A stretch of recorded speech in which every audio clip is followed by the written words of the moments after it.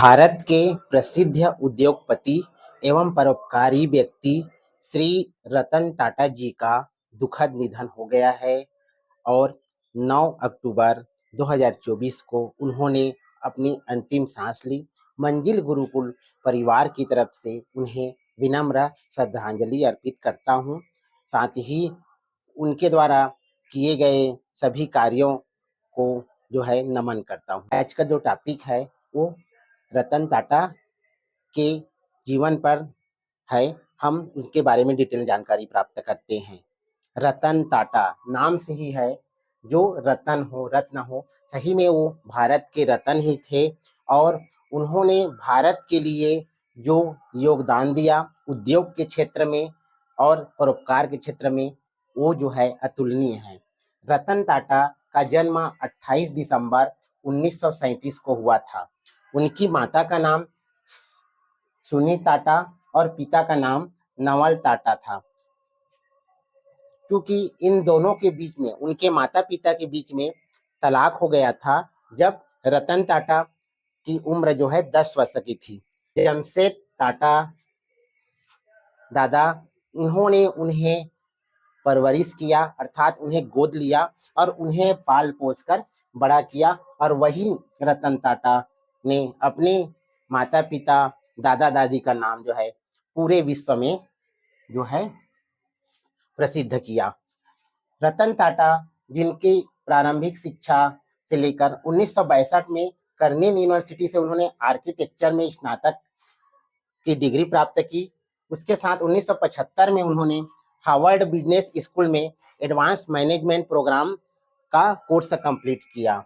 1961 में उन्होंने टाटा स्टील में नौकरी करना प्रारंभ कर दिया और 1981 में वे टाटा इंडस्ट्रीज के अध्यक्ष बन गए। उसके साथ साथ उन्होंने टाटा जो ग्रुप है उस पर अपना योगदान, अपना पूरा अनुभव देना चालू किया और टाटा को, कंपनी को जो है नई ऊंचाइयों तक पहुंचाया। 1991 में वे पहली बार टाटा के चेयरमैन बने और ये 1991 से लेकर 1912 तक उन्होंने इस पद को सुशोभित किया और टाटा कंपनी को न केवल भारत में बल्कि विश्व के पटल पर स्थापित कर दिया। जो है साइरस मिस्त्री को उन्होंने उत्तराधिकारी बनाया, जो 2012 से 2016 तक वो टाटा समूह के उत्तराधिकारी रहे। साइरस मिस्त्री का जो है रोड एक्सीडेंट होने के कारण उस समय उन्होंने उसका प्रभार भी संभाला 2016 से 2017 तक। अब 2017 में उन्होंने नटराजन चंद्रशेखर को टाटा समूह का उन्होंने उत्तराधिकारी घोषित किया और जो अब तक जो है उत्तराधिकारी के रूप में अपना कार्य संभाल रहे हैं। तो इस प्रकार से कह सकते हैं कि रतन टाटा ने बहुत से कार्य अपने टाटा के समूह के लिए किए। साथ ही साथ 1996 में उन्होंने टाटा टेली सर्विस की स्थापना की। 2004 में उन्होंने टीसीएस, टाटा कंसल्टेंसी सर्विस की को जो है सार्वजनिक सूची में सूचीबद्ध किया, सार्वजनिक रूप से उन्होंने सूचीबद्ध किया। साथ ही साथ टाटा ने जो है टेटली 2000 में टेटली जो कंपनी है उसको अधिग्रहण किया। कोरस कंपनी को 2007 में अधिग्रहण किया और जगुआर कंपनी को उन्होंने 2008 में अधिग्रहण किया। इस प्रकार से उन्होंने अपने कार्यकाल में जो है टाटा को एक नई ऊंचाइयों तक पहुंचाया, बुलंदियों तक पहुंचाया। आइए देखते हैं उसके बारे में और क्या क्या है।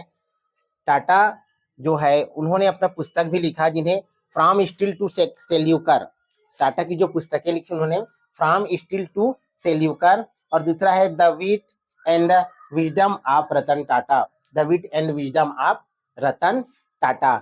रतन टाटा के सम्मान की बात करें तो रतन टाटा जो है वो सम्मान को सुशोभित करते थे।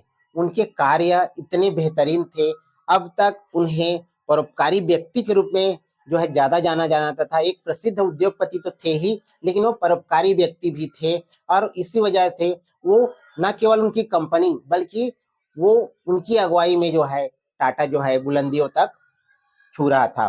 सम्मान की बात करें तो पद्म भूषण अवार्ड उन्हें 2000 में मिला, पद्म विभूषण अवार्ड उन्हें 2008 में मिला, महाराष्ट्र विभूषण अवार्ड उन्हें 2006 में मिला। सार्वजनिक प्रशासन में काम के लिए महाराष्ट्र उद्योग रत्न मिला।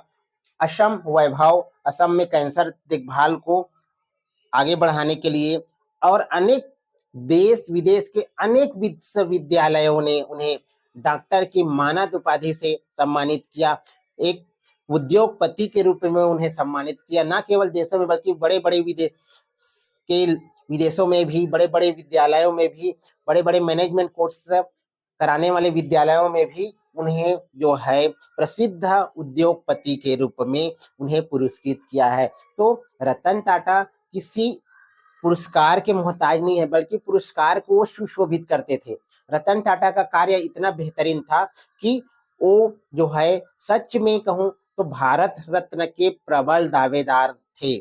सरकार के द्वारा उन्हें भारत रत्न जरूर देना चाहिए। जिस प्रकार उनके दादाजी जमशेद टाटा को भारत रत्न से सम्मानित किया गया है, उन्होंने न केवल व्यवहार में, अपने उद्योग जगत में, परोपकार कार्य में अपने दादाजी के जैसे ही उन्होंने उस पीढ़ी को, उसके संस्कार को आगे बढ़ाया है, और वो भी अपने दादाजी के ही तरह जो है भारत रत्न पुरस्कार के प्रबल दावेदार थे और प्रबल हकदार थे। इस तरह से यह जो रतन टाटा है, आज का जो हमारा मंजिल गुरुकुल का जो टॉपिक है, वो प्रसिद्ध उद्योगपति, परोपकारी व्यक्ति रतन टाटा को समर्पित है। हमारा मंजिल परिवार उन्हें विनम्र श्रद्धांजलि अर्पित करते हुए नमन करता है, और मंजिल परिवार, न केवल मंजिल परिवार बल्कि पूरे भारत सहित पूरे विश्व के लिए उसकी जाना जो है एक अभूतपूर्व क्षति है, जिसकी भरपाई कभी भी नहीं हो सकती। तो यह वीडियो कैसा लगा दोस्तों, जरूर बताइएगा, और मेरे मंजिल गुरुकुल यूट्यूब चैनल को अधिक से अधिक शेयर करें एवं सब्सक्राइब करें। धन्यवाद।